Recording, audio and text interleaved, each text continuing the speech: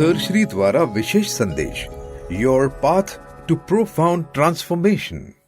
एक बार बाबर की सेना जो गांव पर चढ़ाई करके आई थी, कई सारे लोगों के कत्ल किए गए, कई लोगों को गुलाम बना दिया गया।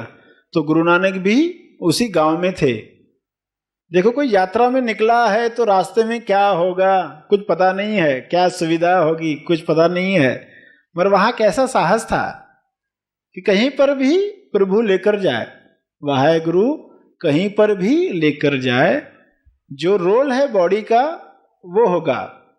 मर्दाना ने सवाल पूछा गुरु नानक से, कितने लोग मारे गए इस सारे प्रोसेस में, उस युद्ध में बेकसूर लोग मारे गए, ऐसा क्यों हुआ? गुरु नानक ने कहा कल तक जवाब मिल जाएगा, इसका जवाब कल तक मिल जाएगा। और मर्दाना किसी पेड़ के नीचे लेटा है आराम करने के लिए, कुछ चींटियां हैं वहां पर, चींटियां शरीर पर आ गई है, शहद की एक बूंद गिरी है ऊपर से, और इतनी सारी चींटियां, जब एक चींटी ने काट लिया तो वो उड़ गया और सभी चींटियों को मसल कर हटा दिया। जैसे अचानक किसी के शरीर पर हो चींटियां तो क्या करेगा, आप जानते हैं, कितनी सारी चींटियां मर गई। गुरु नानक ने कहा काटा तो एक ही चींटी ने था ना।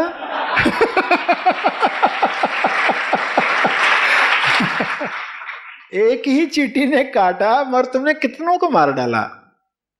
तो ऐसा ही होता है, जब एक इंसान के मनन न करने की वजह से ऐसे कर्म होते हैं तो उसकी कौम को भुगतना पड़ता है। एक साधु अगर धर्म भ्रष्ट होता है तो सभी साधु बदनाम होते हैं। एक परिवार का सदस्य गलत काम करता है तो पूरे परिवार की निंदा होती है। ये ऐसा होता आया है। तो इसलिए हर एक को अपनी जिम्मेदारी संभालनी चाहिए कि उसका कर्म सिर्फ उसका कर्म नहीं है, उसका असर इतने लोगों पर होता है। एक युद्ध में कितने सारे लोग मारे जाते हैं। तो ऐसे कुछ उदाहरणों के द्वारा भी समझाया गया ताकि लोग मनन कर पाए, सोच पाए, हाँ वाकई ऐसा होता है, हम किस तरह जी रहे हैं, हमारे कर्मों का असर किस तरह लोगों पर हो रहा है। और फिर बड़े बड़े पहाड़ों पर भी चढ़ गए जहाँ योगी लोग रहते, जो प्राणायाम करके अपने आप को सुरक्षित रखते हैं। पहाड़ पर चढ़ना भी जहाँ साधारण पर्सन के लिए नामुमकिन है, वहां तक भी पहुंच गए। योगियों ने पूछा क्या तुम प्राणायाम जानते हो, तुम ऐसी यौगिक क्रियाएं जानते हो? उसने कहा नहीं जानते। फिर इतना ऊपर कैसे चढ़कर आए? तो उन्होंने कहा हम तो वाहेगुरु का नाम लेकर आ गए ऊपर, और जो हमें यहां तक पहुंचाया उसने जो पीछे आ रहे थे मेरे उनको भी पहुंचाया, हमें तो कोई यौगिक क्रिया नहीं आती। तो योगियों को आश्चर्य हुआ। तब उनको भक्ति मार्ग का महत्व बताया गया। जब इंसान भक्ति में है तो कैसे कठिन से कठिन कार्य आसानी से हो जाते हैं। तो वे वहां पर भी गए, उनसे भी वार्तालाप किया, उनको भी बहुत कुछ सिखाया। उनमें से कई लोग शिष्य बने। चारों तरफ यात्राएं करके सब तरह के एक्सपीरियंसेस लेकर जीवन के आखिरी साल वे करतारपुर में पंजाब में आकर रहने लग गए, वहां खेती करके जीने लगे। कभी कभार आसपास के गांव में यात्रा करके आते। लंबी जो 4 यात्राएं की उसके प्रसंग आते हैं, लोगों को बहुत कुछ सीखने को मिलता है कि किस तरह का जीवन हो सकता है अगर मन को सतनाम ईश्वर के नाम की धुन है, प्रेम है, तो कठिन से कठिन कार्य कितना आसान हो सकता है। किसी गांव में वो गए जहां पर उनको कोई आदर भाव नहीं मिला, लोगों ने गालियां दी, तो वहां उन्होंने लोगों को कहा हमेशा एकत्र रहो, हमेशा एक साथ रहो, ऐसा आशीर्वाद दिया। और एक गांव में जहां पर उनको बहुत आदर मिला, प्यार मिला, तो वहां जाते वक्त कुछ दिन रहने के बाद उन्होंने लोगों को क्या आशीर्वाद दिया? बिखर जाओ, चारों तरफ बिखर जाओ। मर्दाना ने पूछा बुरे लोगों को तुम कहते हो सदा एकत्र रहो, एक जगह पर रहो, और उनको कहा तुम बिखर जाओ। जो इतने प्रेम प्यार से रहने वाले लोग वो बिखर जाए।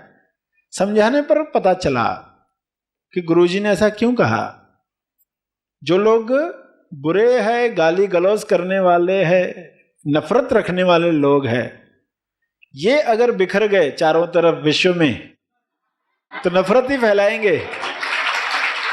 एक ही जगह रहे, सिर्फ वो एरिया गंदी होगी। एक ही टोकरे में खराब आम रखे हैं तो वो एक ही टोकरा खराब होगा, बाकी जो भी टोकरे होंगे आमों के वो तो खराब नहीं होंगे। अगर ये सब गंदे आम सभी टोकरों में चले गए तो सभी गंदे हो जाएंगे। इसलिए उनको क्या आशीर्वाद दिया, एकत्र रहो, एक ही जगह रहो, सिर्फ वही इलाका वैसा रहे, बाकी इलाके स्वच्छ रहे।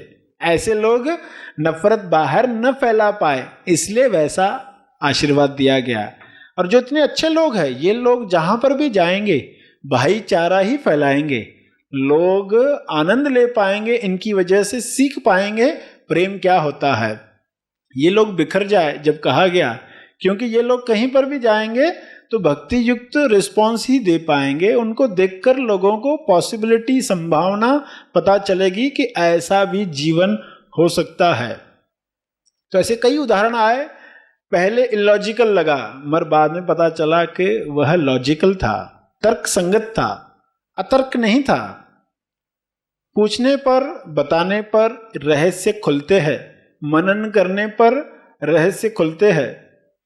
तेज ज्ञान फाउंडेशन आपके लिए लाया है एक अनमोल उपहार, हैप्पी थॉट्स मोबाइल ऐप। इस ऐप में अपने आप को विकसित करने के लिए विविध प्रोग्राम्स तथा मार्गदर्शक सामग्री उपलब्ध कराई गई है।